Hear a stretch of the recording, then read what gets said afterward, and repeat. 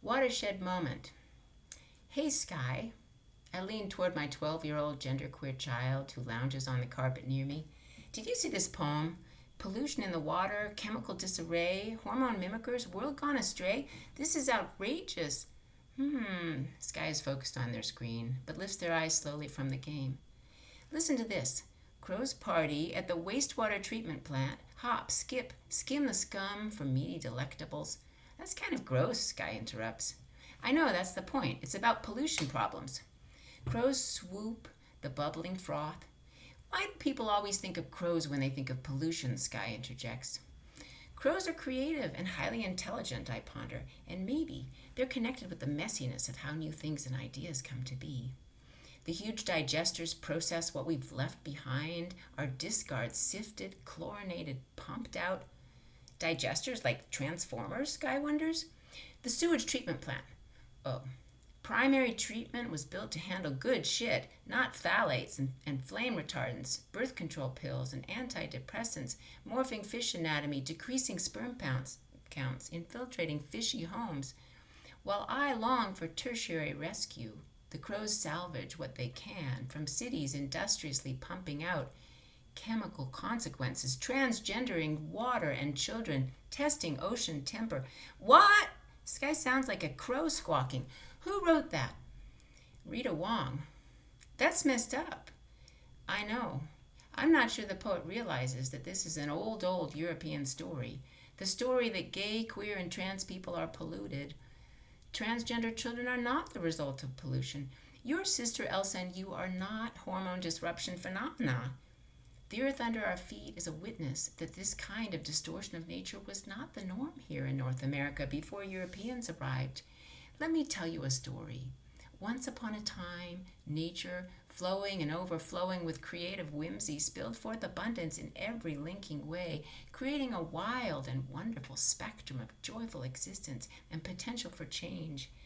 This abundance knew no bounds in all the many ways that it filled, flowed, and emerged out of sunlight and ocean. There were no binaries, only play, spirit of trickster making the world. Then, humans grew increasingly greedy for power and control, increasingly populous, increasing numbers living with fear of famine and insurrection, needed control, needed organization, needed labels to keep things quiet and safe. But the power of nature is still working through transgender children who refuse their labels and conditions of control. These children are not the product of capitalistic overproduction and chemical disruption. These transgender children are seeds of renewal, renewing our lives and understanding of self, of hope and commitment, because they don't give up in the face of the onslaught. I'm going to write a little piece about this. What should I call this piece I'm working on? Gay frogs, Sky says, because supposedly they are putting chemicals in the water to make frogs gay so that there would be less frog babies. Who would do that, I ask. I don't know, replies Sky. It was talking about some strange foreign country where they do that. It basically just said that there are already chemicals being put in the water to make children gay, so why don't we make frogs gay? Why would they want to do that? So that there's not frog overpopulation. Sky, frogs are endangered and they're a keystone species. I don't know. That's what the website said. What website was that? It came up when I Googled transgender news a while back. Transgender news, I moan. What a mishmash. Misinformation mixed in with real stuff. Horrible and heartbreaking news mixed with transphobia and a few glimmers of hope. No wonder people are confused. Have a look at this transgender news. U.S. Supreme Court Justice Neil Gorsuch acknowledges that he fears extending employment non-discrimination protections to transgender Americans would unleash massive social upheaval. Attacker of trans woman Malaysia Booker gets off with reduced charge. Always sanitary pads go gender-free, right-wingers freak out. The biggest threat to transgender healthcare is the Supreme Court. Trans man attacked at Philly 7-Eleven after coming out day celebration. Parents lash out after Georgia schools add trans inclusion policy. The superintendent of Pickens County has put an inclusive policy over which he received death threats on hold. But many local residents remain outraged. Hate crimes rise 10% amid surge in anti-gay and transgender attacks. 3/4 of attacks in 2018-19 were racially motivated. but LGBT crimes see biggest rise. Trans man loses landmark court case to be called father instead of mother on baby's birth certificate. Conservative Christians, feminists unite to fight transgender rights in Australia. Trans activism is misogyny. The pace of women erasure in the trans activist movement. Women aren't men. Twitter permanently banned her because she misgendered a trans activist.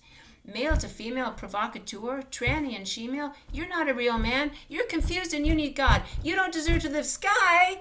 Yes, I can't take this news anymore. I don't think gay frogs is the right title for this piece. Why? Because the idea of gay frogs is all mixed up. Just like Rita Wong thinking that chemical pollution makes children transgender.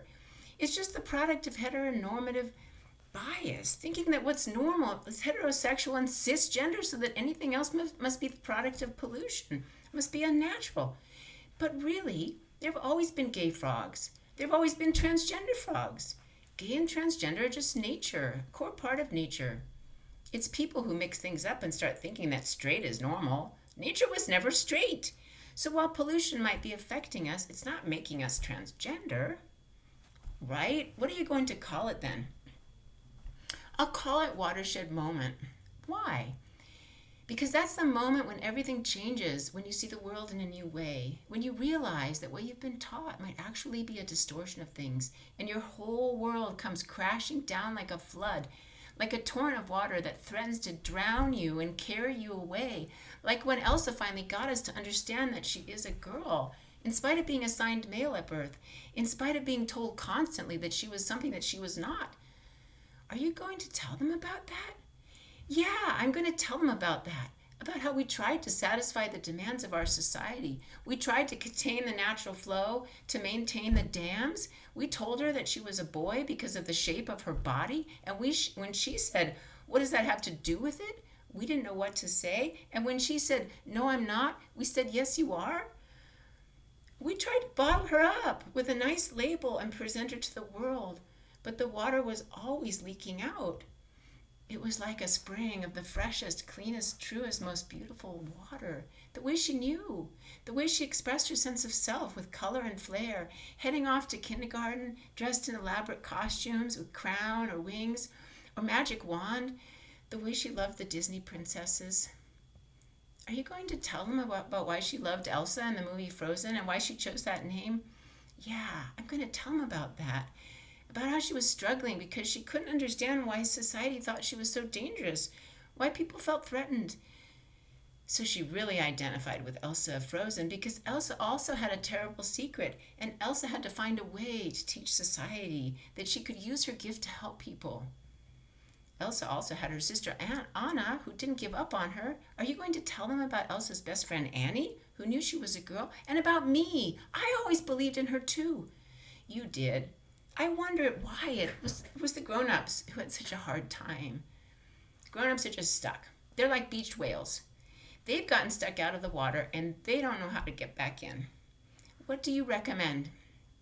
They should just start listening to their children. Yeah, I remember what happened when we started listening to Elsa. It was like she was caught up in this terrible flood. I felt as though she was swimming upstream toward me while the force of the current was pulling and pushing her away from me, buffeting and bruising her whole body and being, her little mouth open and contorted. She twisted in fear and confusion. I did what any parent would do in that moment. I dove in after her, and the water was tossing and turning us every which way. The water was carrying her away from me and sweeping me under, and I was so worried about losing her. And when I was out there with water running up my nose, trying to find my daughter, I started to realize that everything my society taught me was wrong. That we don't come into the world with a certain gender. Rather, we have it stamped and printed onto us like neat little coins so that we can go out and keep the whole system going. Are you going to tell them about how awful you felt when you realized what you had done? Yeah. When I realized that I had been channeling my culture's oppressive insistence that people fit into these restrictive binary categories, that I'd been stifling my own daughter, I was just flooded with guilt.